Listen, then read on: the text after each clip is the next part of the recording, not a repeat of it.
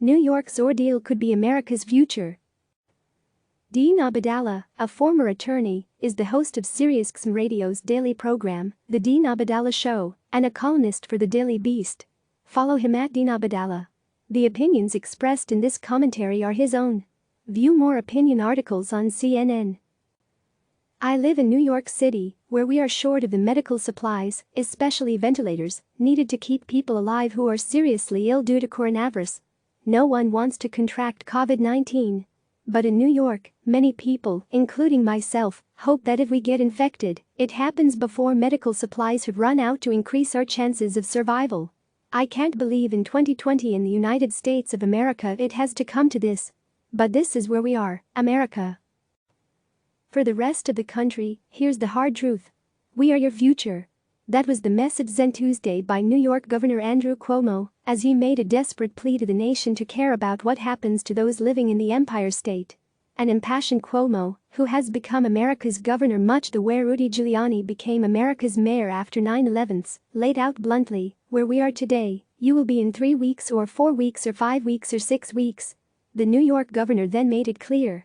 What we do here will chart the course for what we do in your city and in your community, he said, urging the federal government to use the state as a test case by deploying resources vitally needed now. Cuomo continued with a plea to the federal government and America alike for medical supplies to be immediately sent to New York. I'm asking you to help New York to help yourselves. Cuomo is right. New York is now the epicenter of America's virus outbreak, with more than 30,800 cases and more than 275 deaths as of Wednesday.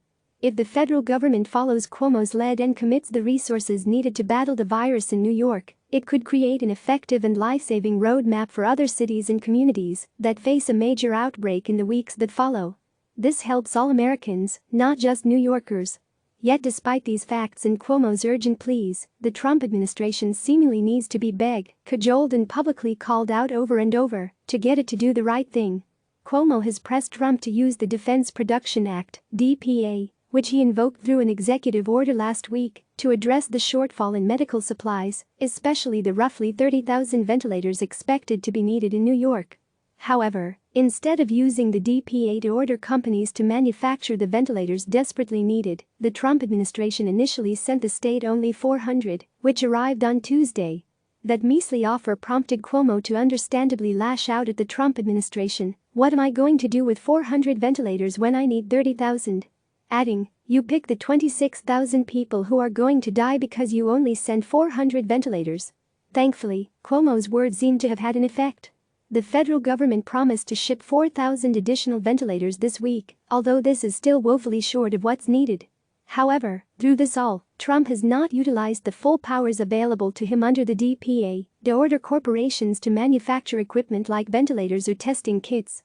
On Tuesday, a morning announcement by the head of the Federal Emergency Management Agency, FEMA, about using the DPA to acquire test kits was reversed by evening because the agency said it had been able to get the kits from the private market. This is despite the pleas to use the DPA not just from Cuomo, but also healthcare organizations like those representing doctors, nurses and hospitals workers, and even GOP Senator Ted Cruz. Cuomo noted that Trump administration's refusal to nationalize the purchase of medical supplies has resulted in states competing to buy these vital resources, causing price gouging.